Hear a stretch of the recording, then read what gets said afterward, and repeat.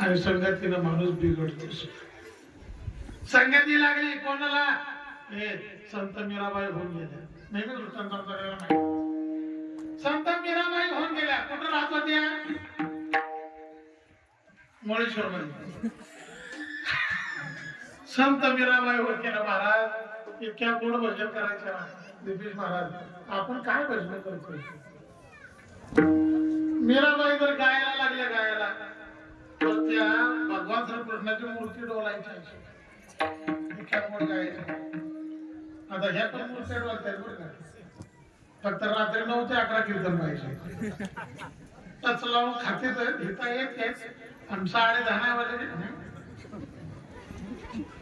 सगळ्या डोळ्याला सुरुवात केली. ऐका, भगवान श्रीकृष्णाची मूर्ती डोलत होती. महाराज एवढ्या गोड भजन करायच्या आणि इतक्या सुंदर होते ना, सुंदर. तुम्ही सुंदर आहात का? तुम्ही सुंदर आहात का पुरुष मंडळ? नाही.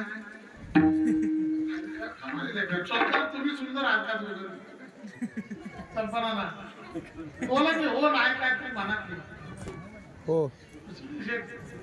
हा मग आहे पटलं मला. हे पाठीमागची गॅंग तुम्ही सुंदर आहे का?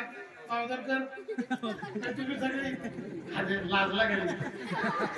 लाजला मोरे फक्त कुठं बघतोस तेच कळत नाही मला. पण सुंदर आहात का नाही तुम्ही बाळा?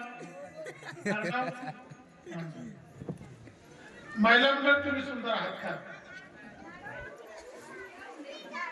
आता त्यात मला प्रश्नच पडलाय, काय उत्तर द्या? अरे हो नाही तर नाही, काहीतरी म्हणाल का नाही? मला याचे उत्तर आवडलं का? एकदा यांच्यासाठी टाळा वाजवा सर्वांनी. आणि खरंच तुम्ही सुंदर आहात असं मी नाही म्हणत, पण आहात. का सुंदर आहे आपण? अरे भगवान परमात्म्याने आपल्याला जन्माला घातलंय, विचार करून घातले आणि आपल्याला ती सुंदरता त्यानं खरोखर दिली. तर आपलं चुकतं काय माहितीये का अण्णा? राग मान नका. सुंदरता आहेच आहे, पण त्याच्यावर मी रंगरंगोटी पेंटिंग करतात आहे. पेंटिंग केल्याशिवाय आहेच नाही. मीराबाई एवढ्या सुंदर होते ना महाराज. पान खाल्लं ना, पान ऐका महिला मंडळ, पान खाल्लं ना तर तो रस गळ्यातनं खाली उतरतो. ह्यो बाहेरच्याला दिसत होता. एवढा देखण्यावर सुंदर होते, नाजूक होते. त्या मीराबाईंच्या राजमहालात एक नोकरी मोलकरीण होती. आणि त्या मोलकरणी रोज तिथं मीराबाईंच्या तिथं असायचे. एक दिवस तिचा मुलगा त्या राजमहालामध्ये आला आणि आईला भेटत असताना संत मीराबाईंवर त्याची नजर पडली. आता त्या एवढ्या देखण्या होत्या आणि हे त्या मीराबाईंच्या प्रेमात पडलं. नुसतं त्यांना बघितलं ह्याचा अंग पाणीच बंद झालं. घरी आला तर ह्याला जेवण जाईना, ह्याला शाळेत जायचं मन होईना, ह्याला रात्रीची झोप लागेना. अगदी पोरगा असं जोरारलं, असं खिळखिळ झालं. कोणालाच कळलं नाही ह्याला काय झालं. एक दिवस आई म्हणले, का रे बाळा तुझं कशातच काम मन लागेना? तो म्हणला, आई मी राजवाड्यात आलो होतो, त्यावेळेस मी एका सुंदर स्त्रीला पाहिलं. ती कोण? तर त्याची आई म्हणली, अरे त्या मीराबाई आहेत. तर म्हणले, तुला काय झालं? तो म्हणला, मला त्यांच्याशी लग्न करायचे. आता हे कोण म्हणते? मोलकरणीचा पोरगा. तिथं काम करणाऱ्या मोलकरणीचा मुलगा म्हणतो, मला मीराबाईंशी लग्न करायचंय. आणि मोलकरण म्हणजे, बाळा आता बोलला ते बोलला, परत बोलू नको, कारण ते एक राजाचे राजकन्या आहे. असं जर कळालं तर ते राजा आपल्याला फासावर असं परत बोलू नको. तो म्हणला, आई काय बी कर, मी मरायला तयार आहे, पण माझं लग्न तिच्याशी झालं पाहिजे. आता हे झालं बावळ, त्याला तिच्याशिवाय पटत ना, तिच्याशिवाय काय आवड ना. पण आवड नावाची गोष्ट एक अशी, एकाला एकदा आवड निर्माण झाली एका विषयी की दुसऱ्या विषयीचे आपोआप आवडायचं बंद होतात. तसं याला ती आवडायला लागली, बाकीचं कोणीच आवडना.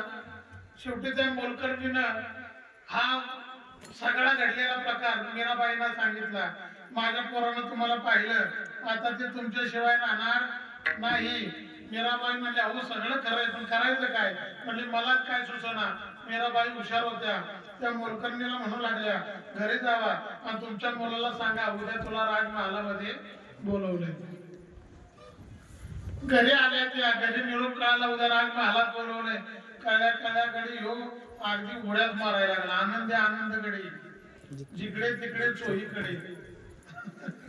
त्या शाळेत कविता होती आम्हाला. सगळीकडे आनंद झाला. त्याला असं वाटलं की अगदी निरोप आलाय त्यावरती आपलं काम झालं.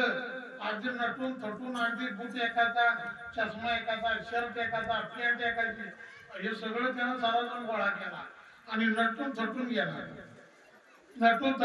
मीराबाईंच्या पुढे उभा राहिला. मीराबाईंकडे एकटक नजरेने पाहत होता. त्याची डोळ्याची पापणी सुद्धा वर खाली होत नव्हती. मीराबाई त्याच्याकडे पाहत होत्या. थोड्या वेळानंतर पाण्याचा कार्यक्रम झाला. मीराबाई त्याला म्हणू लागल्या, हे काय तुझं म्हणणं आहे? तुझी आई सांगते जेवत नाहीस, शाळेत जात नाहीस, नीट झोपत नाहीस, अशी तुझी तब्येत कमी झाले, तुझं वजन कमी झाले, तुला झालं काय? त्यावेळी तो म्हणू लागला, मला बाकीचं काय माहित नाही, पण मला तुमच्याशी लग्न करायचे. मीराबाई म्हणल्या, हे कसं शक्य आहे? ते मला काय माहित नाही, मला तुमच्याशी लग्न करायचं नाही म्हणला तर मला काढ्यावरच जीव देईन. आता लग्न करायचं तर तुमच्याशीच करायचं. मीराबाई हुशार होत्या. त्याला एवढं फक्त म्हणल्या, तुझ्याशी मी लग्न करायला तयार होईन, पण माझी एक अट आहे. ती अट जर तुला मान्य असेल तरच. तो म्हणला, कोणती अट आहे? म्हणजे काय नाही, 8 दिवस तू माझ्या घरी राहायचं आणि मी जे म्हणेन ते तू करायचं. तुम्हाला 8 दिवस काय, महिनाभर राहतो, पण लग्न तुमच्याशीच. मी म्हणले, अरे हो बाबा, पण राहा तरी माझ्या इथं. राहिला. दुसऱ्या दिवशी सकाळी मीराबाई उठल्या, सुशोभूत झाल्या, आंघोळ पाणी झालं, विना गळ्यामध्ये घेतला, भगवान श्रीकृष्णाच्या मूर्ती पुढे उभ्या राहिल्या. त्याला सुद्धा आंघोळ करायला लावली, आपल्या संगतीत बसवला आणि मीराबाई भाषण करायला लागल्या. श्री कृष्ण गोविंद हरे मुरारी, हे नाथ नारायण वासुदेव, हे नाथ नारायण वासुदेव, हे नाथ नारायण वासुदेव. श्री कृष्ण गोविंद हरे मुरारी, हे नाथ नारायण वासुदेव. भजन करायला लागले आणि हे त्यांच्या मागे तसंच भजन म्हणायला लागले. असं म्हणता 8 दिवस गेले. पण ऐकताय का नाही? 8 दिवस त्यांचे गेले, 9वा दिवस उजाडला. मीराबाईने आंघोळ पाणी झाली, त्याला उठवला, त्याची आंघोळ पाणी झाली आणि ते झाल्यानंतर रोज 8 दिवस मीराबाई त्याला उठून म्हणायच्या, चल भजनाला, चल भजन करायला, चल भजन करायला. पण 9व्या दिवशी उलट झालं. माय बाप, सकाळ तो उठला. मीराबाई म्हणायच्या अगोदर तो मीराबाईला म्हणतो, आज नाही का भजन करायचं, चला ना भजनाला. मीराबाई म्हणल्या आपली वेळ संपली. फक्त 8 दिवस तुझ्याकडे तुला माझ्या संगतीत राहायचं होतं. आता 9वा दिवस उजाडला, आता भजन संपलं. आता तू लग्न करायचं काहीतरी म्हणलं होतं, जायचं तयार. महाराज गळ त्याचं अश्रू डोळ्यातनं व्हायला लागले. मीराबाईंच्या पायावर त्याला लोटांगण घातलं, रडायला लागला. आपले आनंद आपल्या अश्रूने मीराबाईंचे पाय त्यानं धुतले. मीराबाईंना म्हणू लागला, मला आता तुम्ही लोक मग त्याचं भजन मी 8 दिवस केले ना, आता मला तो पाहिजे, तुम्ही लोक. मीराबाई म्हणजे असं कसं, तुझं म्हणलं होतं माझ्याशी लग्न करा म्हणून, आणि आता नको म्हणतो. बास, मला तो विषय काढू नका. ज्याचं भजन मी 8 दिवस केलं त्या भगवान श्रीकृष्णाला मला भेटायचंय. मला जगातली कुठलीच वस्तू नको. त्याचं हे भक्ती पाहिली ना.